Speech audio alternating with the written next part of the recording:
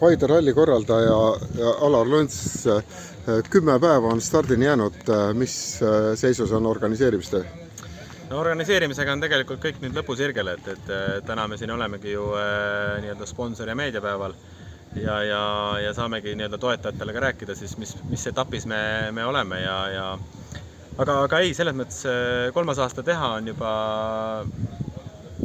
asjad, mida vaja teha on suhteliselt selged ja ma ütleks, et me oleme suhteliselt heal järel. Homme õhtul nüüd lõpeb võistlejate registreerimine, siis näeme palju nii-öelda startiga tuleb, aga ma ütleks, et meie poolt on jah, on asi päris hästi tehtud, võib tulla.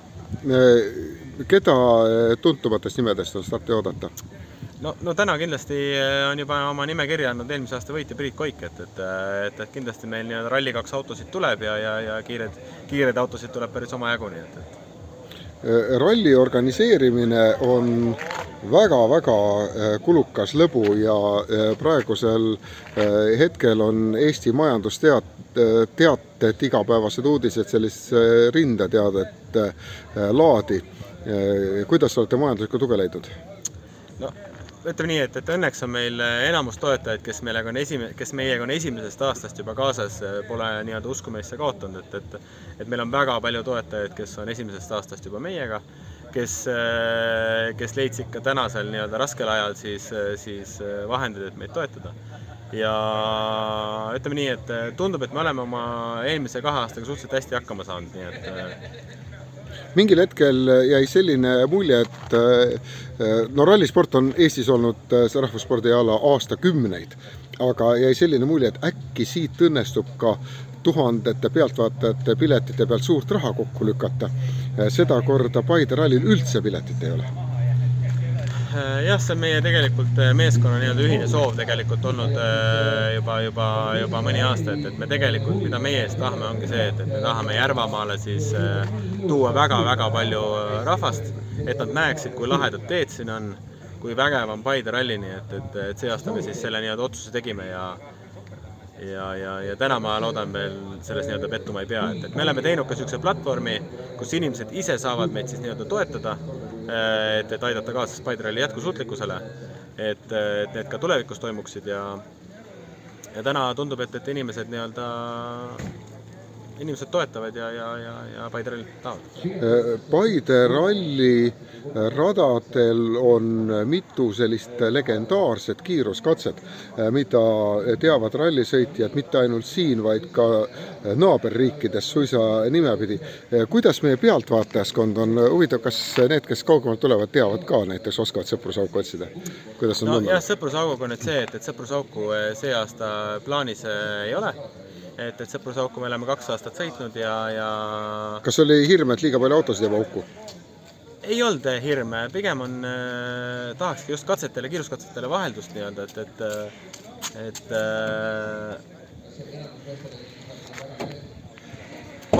vaatasime see aasta nii-öelda uued ja huvitavad katsed. No vahepeal läheb juhtrooli autole, aga kui see peamagnet varasem on seda korda väljas, mis on need kõige põnevamad kohad? Nüüd on vaja juba spetsialisti teadmisi, kuhu soovitada minna vaatama. Jaa, ütleme nii, et kiiruskaardid tulevad juba õige pea nii-öelda avalikuks. Kaart ei ütle, kus on põnev, seda teavad sõitjad ja spetsialistid. Aga kindlasti meil on väga lahe linnakatse see aasta. Meil on endises 6 nii-öelda väga äge ravakatse. Ja siis on juba uued nii-öelda võidulad ja põikvad ja ühesõnaga see aasta kiiruskatsed on väga-väga lahedad. Kas Matsimäe kanti ralli läheb? Matsimäe kanti see aasta ka ralli veel ei lähe, et natuke kogume jõudu selleks, et seal ütleme nii, et mis teeb Matsimäe keeruliseks on see, et me ei saa seda 2 korda läbida ja seal see tee on nagu väga-väga nõrk. Aga kindlasti me selle nimel tööd teeme, et me kunagi sinna minna saaks. Veel üks küsimus, mis puudutab aega ja aja möödumist rallispordis. Rallisport on Eestis olnud väga tugev ala niivõrd kaua, et tundub, et see on kuidagi nagu stabiilne ja paigas, aga mis aegade jooksul sinu kui ralli asjatundja pilgu järgi on muutunud autodes, kiirustes, võimalustes, kui me võtame see viimase paarikümne aasta lõike näiteks? Noh, ega insenerid ei maga, et autod on väga-väga palju kiiremaks läinud ja ka selle tõttu on turvameetmed läinud väga palju rangemaks. Ehk siis see, mis me ikkagi nägime kunagi, mismoodi rahvast lubati autole väga-väga lähedale kiiruskatsel, siis see on täna nagu ajalugu, et autod tõesti on läinud väga palju kiiremaks ja kiirused on läinud väga palju suuremaks, et eks selle nimel me peame siis seda ohutust ka tagama. Kuidas tehnikapargis autodele ligisaamisega on? Inimesed tahaksid neid uhkeid sõidukeid vaadata, aga mitte ainult 100+ kilomeetrit tunnis mööda lendamas. Ja Service Park on täpselt samamoodi nagu eelmine aasta on Paide kesklinnas, kõikidel avatud ja kogu aeg avatud, nii et kõik saavad sealt läbi käia ja näha, mismoodi reaalselt töö käib.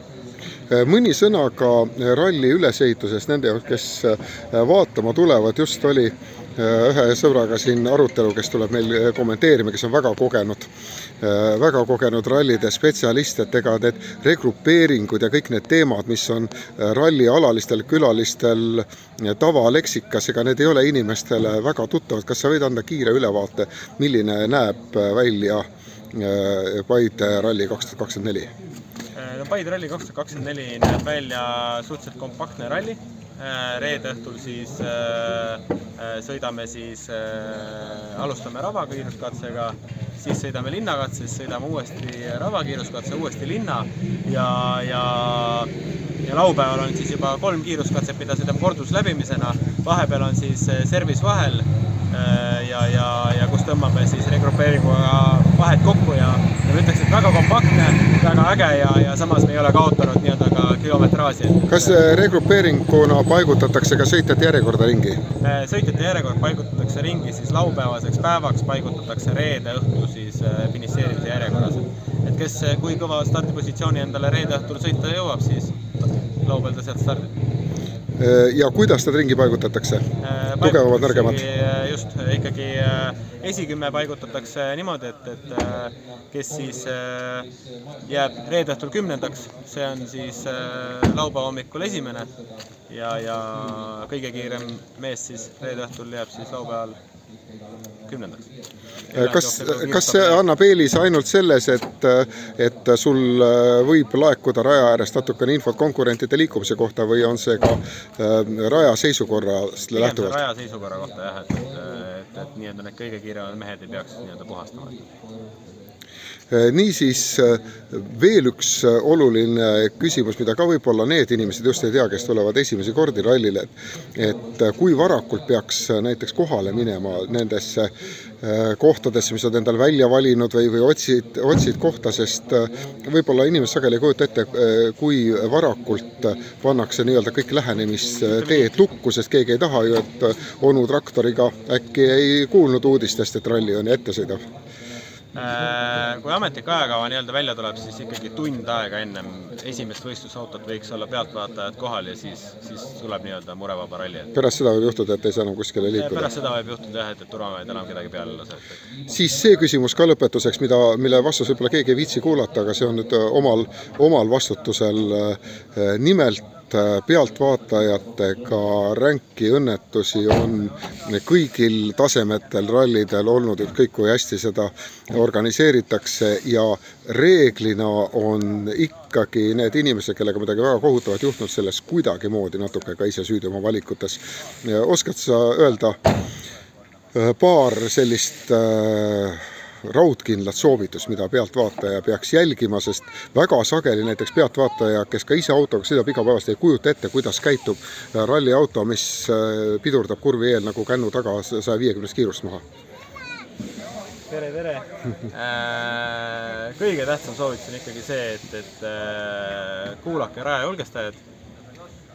Kui te näete ise, et keegi käitub kuidagi valesti, kutsuge teda korrale.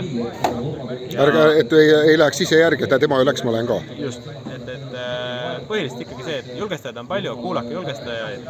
Ise kui te tundute, et olete targemad, siis julgestaja on instrueeritud vastavalt ja teeb oma tööd ja ma arvan, et niimoodi me saamegi siis turvalise ralli.